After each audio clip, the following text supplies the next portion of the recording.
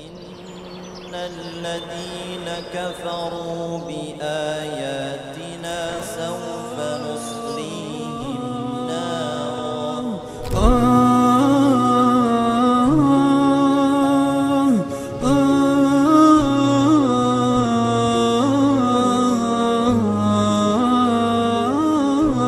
Dalam hal kajian-kajian seperti ini adalah salah satu entry point untuk kita menjadi karakter yang berbudi luhur, bagaimana kita menjadi karakter yang memiliki akhlak yang baik. Nantinya ini bisa menjadi Bapak Ibu untuk meningkatkan pelayanan-pelayanan publik yang ada di masyarakat dan menjadi seorang PNS yang amanah.